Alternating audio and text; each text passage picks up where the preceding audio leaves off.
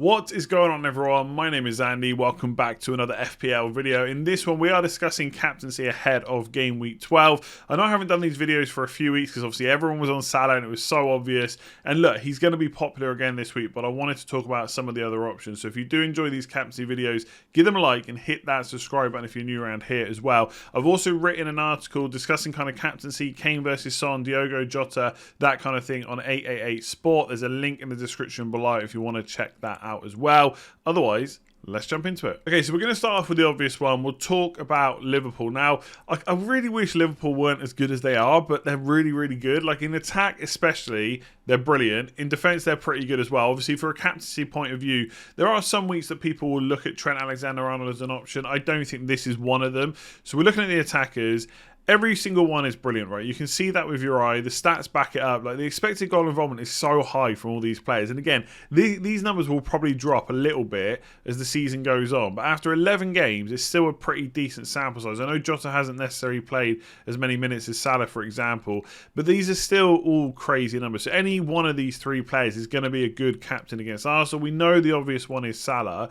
I suspect that there's some FPL managers out there that are starting to get a little bit bored with having to captain Salah every week because Salah was really good last year as well, but we still didn't captain him every week. Whereas right now it looks very hard to go against it because you're backing massively against such a good option anyway, and also against the crowd as well. So I'll tell you right now, my captain this week is probably going to be Salah. But there is a bit more to it than just being like afraid that everyone else is captaining him. We look at the opposition, Arsenal. Now, the narrative going around about Arsenal is a couple of things, right? One, their expected goals conceded is not that great. So they're the 7th worst team so far this season. Actually, only just slightly better than Man United. So Man United haven't had a great start to the season either. The other narrative is, well, if you take out the first few games where they didn't have some of the players and they played Chelsea, they played Man City, they've actually done better since, which is fair enough, right? They probably have. But if we look at the kind of recent games, so clean sheet against Watford, great. Clean sheet against Leicester, although Ramsdale was excellent, right? And there's nothing to take away from Ramsdale for that. Great performance is what a keeper's there for. But on another day, Leicester probably get at least one. They conceded against Villa. They conceded against Palace. They kept a clean sheet against Brighton. They conceded against Spurs. And obviously they kept clean sheets against Burnley and Norwich, which aren't really teams you would expect them to necessarily face too much trouble against anyway. So I think the Arsenal defence is pretty decent. I own Ramsdale, but we can't just say, well, yeah, okay, they played Chelsea, they played Man City, they're great teams. Well, guess what? So are Liverpool, and they're at home, so it's really hard to back against them because as good as improved as Arsenal might be as a defence, Liverpool are one of the most, or the most outstanding attack so far this year, behind maybe Man City. So they're right up there. So if you're thinking of captaining Salah, it is another good week to go with him. To be honest, like if I look at all the fixtures that are coming up, it's very hard to back against him over the next few weeks. He's just got so many good fixtures. Unless something major happens, obviously, if he gets an injury or if a couple of the front three get an injury, we maybe see the creativity in Liverpool go down a bit. But so much of the creativity in that side comes from Trent and Robertson. You need quite a few injuries anyway. So look, I don't need to go on anymore. Salah is the standout option. Are there a few others you can consider? Yes, let's talk about them. Okay, let's talk about kind of the best of the rest, right? And I would actually say, look, Salah is the top, of course.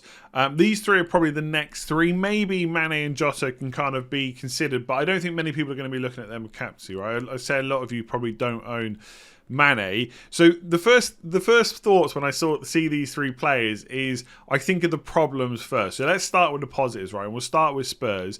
One, they've got a pretty good fixture. Now, the thing with Spurs is they've got a new manager. We all know how good Conte is. Has he had enough time to drill into his players how he wants to play, how he wants to attack? And is that going to be the priority, or will his priority be shoring up that defence, right? And obviously Romero is missing now as well, so maybe he'll go on the attack a little bit more. It's kind of hard to say. And obviously the international breaks happen, so he's had a bit more time with the players, but some of them would have gone off obviously to play in internationals, right? So that's something to bear in mind. It's not like he's had 2 weeks with the whole squad to talk about exactly how he wants to play, but Leeds is a good fixture. Now, again, we talked about narratives with Arsenal.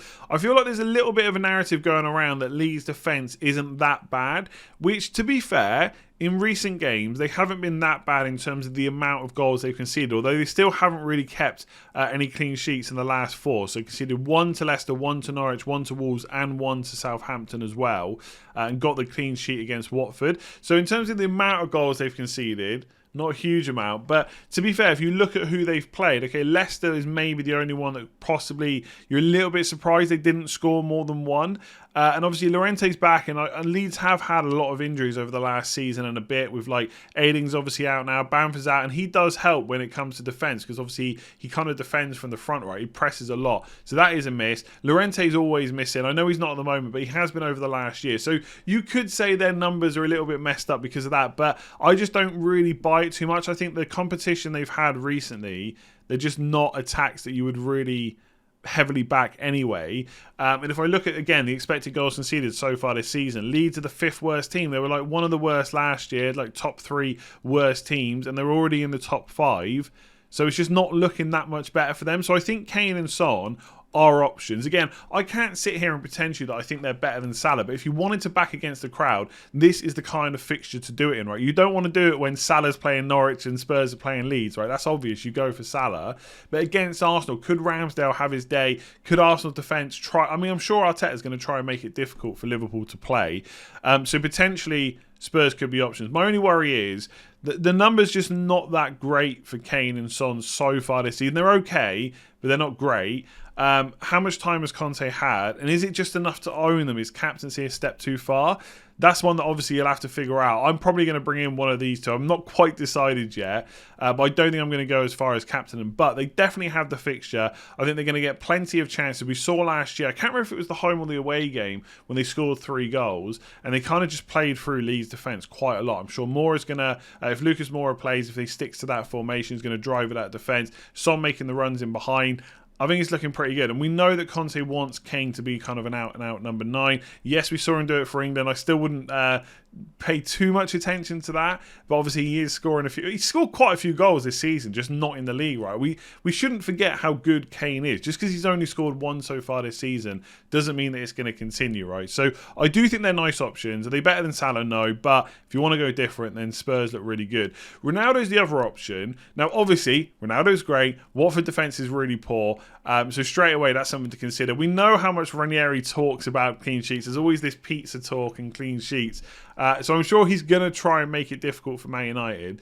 The interesting thing as a team for Man United, so far this season, their non-penalty expected goals as a team per 90 minutes are right up there with what they were last year. Now, that is far away from how Liverpool attack and from how Man City attack.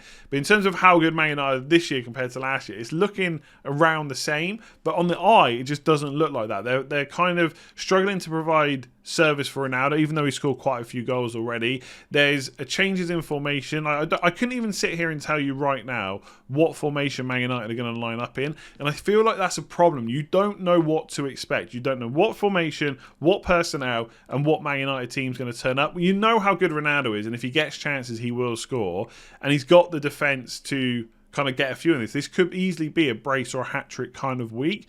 I just don't know what kind of Man United team's going to turn up. So the pros to all these players are they're great players. They've got great fixtures. But there's cons in terms of, like, with Spurs, you don't quite know how much time Conte's had. And with Man United, you just don't know who's going to turn up, let alone, and I mean, like, will Sancho be back in? Will Rashford play? Will Greenwood play?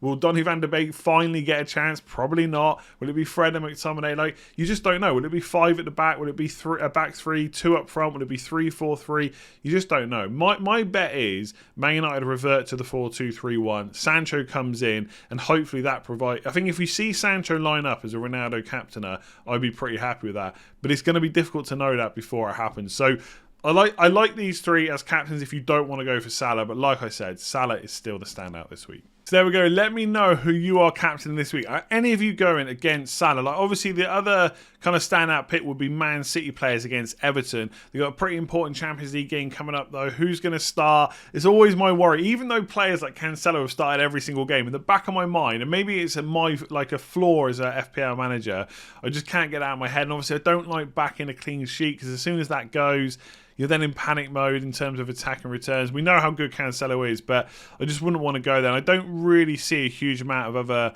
kind of standout fixtures, right? So that's probably the one. I mean, Callum Wilson against Brentford if you really want to go crazy. So yeah, let me know who you're going for this week. If you did enjoy it, give it a like and hit that subscribe button. I will be back later with a final thoughts video as well. I'll probably put out a Twitter post to ask for questions and stuff like that. I don't know how much more I can really go over Kane versus Son at this point, but I'm sure there's going to be plenty of other stuff to discuss, and obviously there will have been press conferences and stuff as well. So give it a like if you enjoyed it, hit that subscribe button if you're new, and I will see you again this evening.